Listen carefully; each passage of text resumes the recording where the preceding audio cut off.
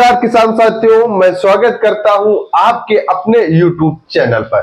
किसान साथियों, आज के इस वीडियो में हम बात करने वाले जो 17 पोषक तत्व होते हैं उनको हम कैसे अपनी फसलों में हम यूज कर सकें, प्रयोग कर सकें ताकि हम अच्छा उत्पादन ले सकें।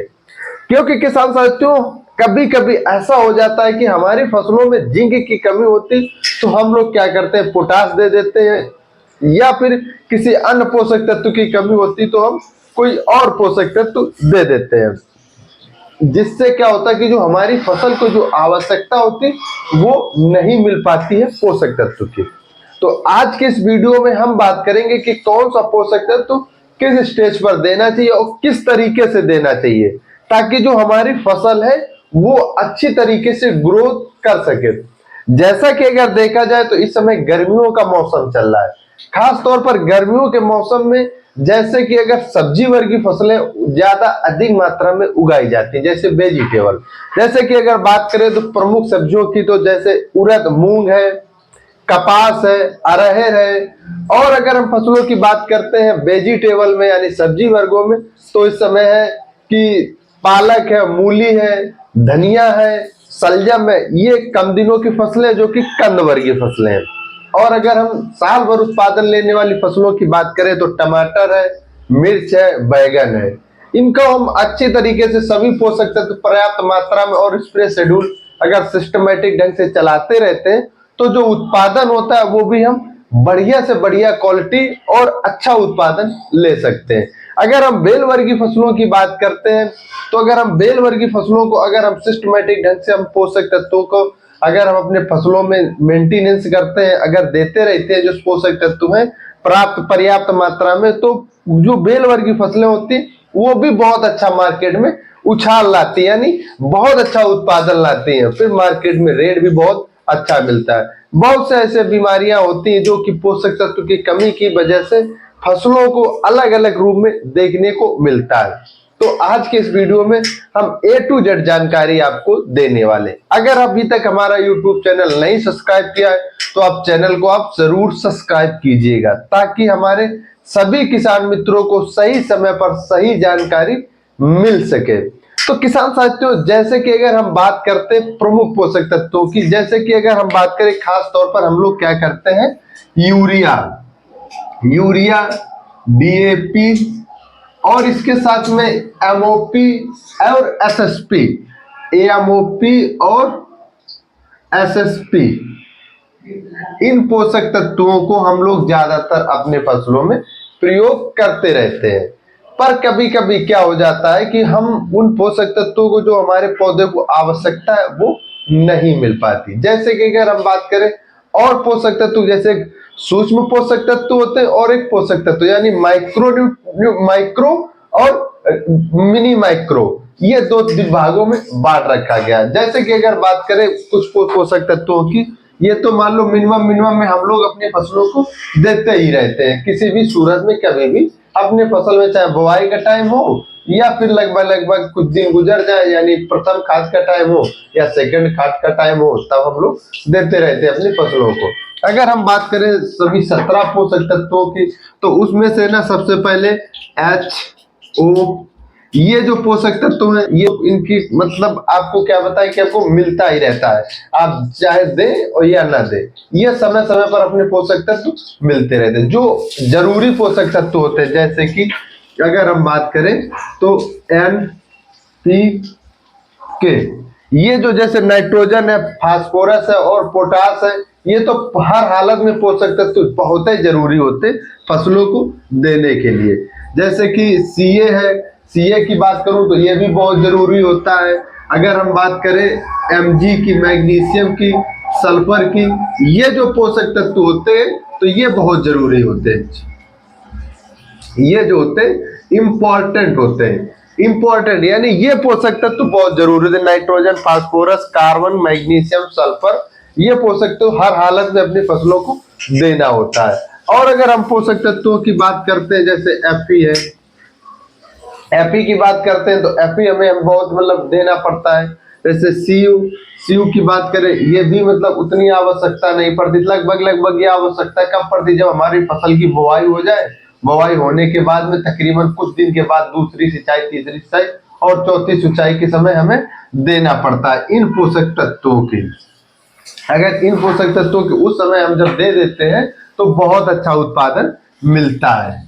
चाहे वो बोरान हो, चाहे वो जिंक हो, चाहे मैग्नीशियम हो, चाहे कॉपर हो, चाहे कोई भी पोषक तत्व हो, उसे हमें हर हालत में देना होता है।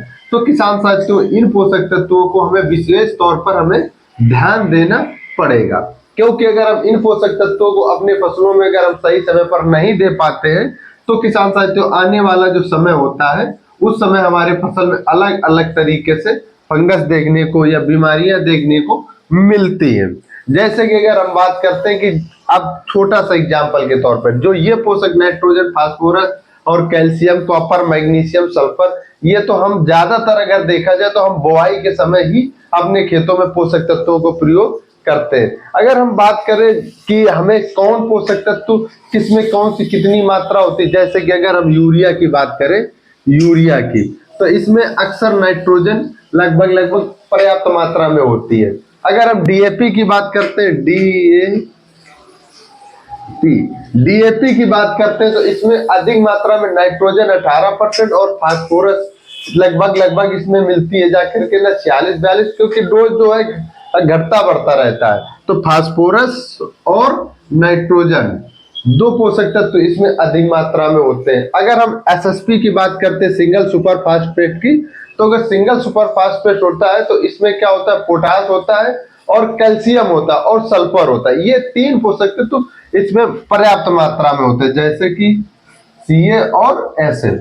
यानी एसएफ सिंगल सुपर फास्फेट में जो है तो आपको कैल्शियम और फास्फोरस और सल्फर ये पर्याप्त मात्रा में मिलते हैं जब हम अपनी बुआई के समय प्रयोग करते हैं। अगर हम वही एमओपी की बात करते हैं, मिनिमम ऑफ पोटास की, एमओपी, अगर हम एमओपी की किसान साथियों बात करते हैं तो इसमें क्या होता है कि एमओपी मैग्नीशियम और पोटास सबसे अधिक मात्रा में से पोटास पाई जाती है।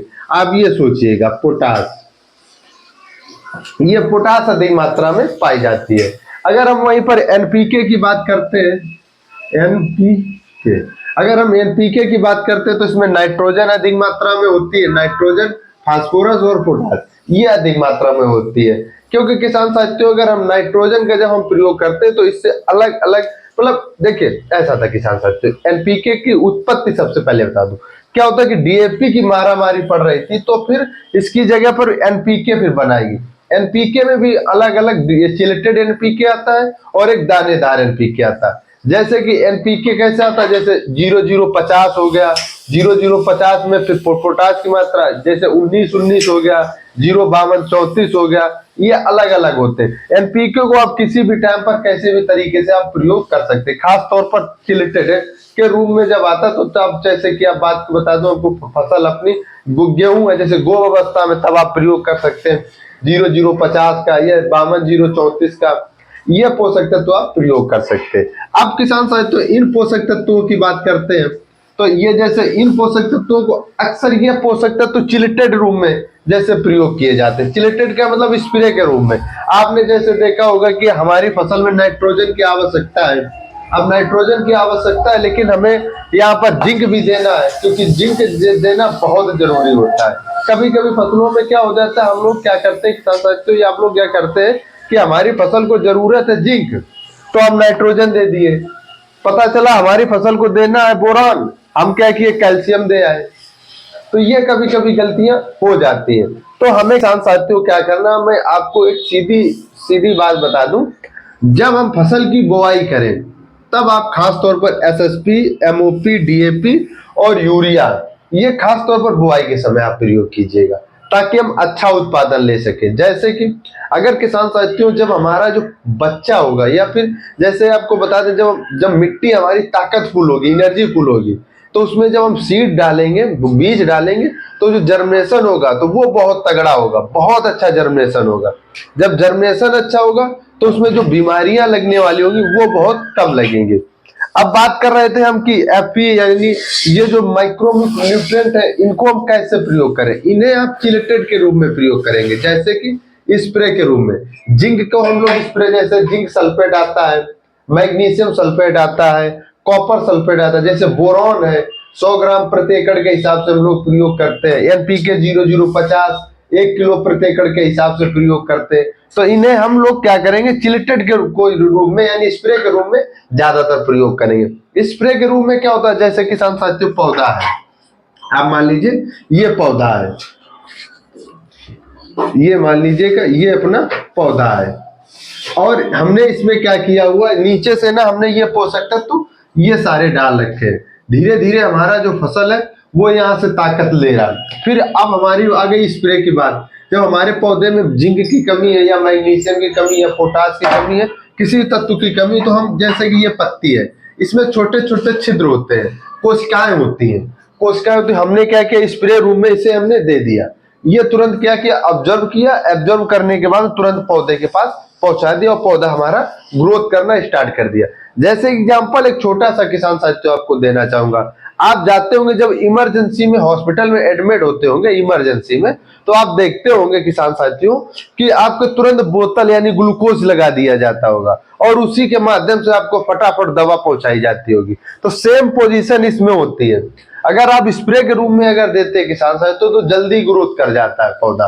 और हम दानेदार में नीचे बुआई के समय दे ही दिए थे, तो पौधे को नीचे से भी मिला और ऊपर से मिला और पौधा एकदम ताकतफुल हो गया। जैसे कि अगर हम बात करें कि हम क्या करते हैं, जैसे नाइट्रोजन देते हैं, नाइट्रोजन से क्या होता है किसान साथियों कि जो प्रोटीन की मात्रा होती है, जो ग्लूकोज की मात्रा हो, मतलब कार्य करने की क्षमता होती है, जो हरा रंग को अधिक मात्रा में बढ़ाता है, मतलब क्लोरोफिल बढ़ाता है, वो नाइट्रोजन काम कर दिया। जैसे फास्फोरस है, ये क्या करता है, कोशिका डीएनए का निर्माण बहुत अच्छी तरीके से करता है। इससे क्या होता है, और जड़ों का बहुत अच्छा विकास करता है। ये फास्फोरस, नाइट्रोजन और पोटेशियम अलग अलग कार्य अपने करते रहते हैं। जैसे पोटेशियम है तो पौधे से ना क्या होता है कि ट्रांसपोर्ट सिस्टम अच्छा होता है, लड़ने की क्षमता अधिक हो जाती।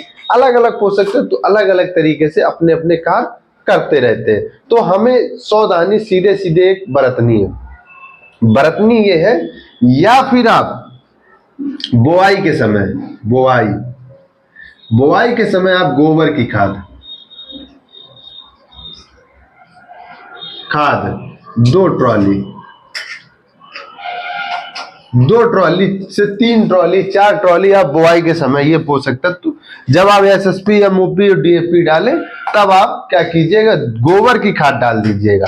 फिर इन पोषक तत्वों की ज्यादा आवश्यकता नहीं रहेगी, क्योंकि गोबर की खाद से ना सारे पोषक तत्व समय समय पर हमारी फसल को ऑब्जर्व करते रहेंगे, क्योंकि गोबर की खाद में सारे माइक्रोन्यूट्रिएंट पाए जाते हैं। जो कि सड़ी गली गोबर की खाद आती काली वाली, वो तो आप क्या कर सकते हैं किसान साथियों, मैं आपको फिर से एक बार एक छोटा सा एनालिसिस करा दूं कि आप जब बुआई करें तब उस समय एमओपी, एसएसपी, डीएपी और यूरिया की कुछ मात्रा, और इसके साथ में 3 से 4 ट्रॉली 2 ट्रॉली गोबर की खाद का जरूर प्रयोग करें।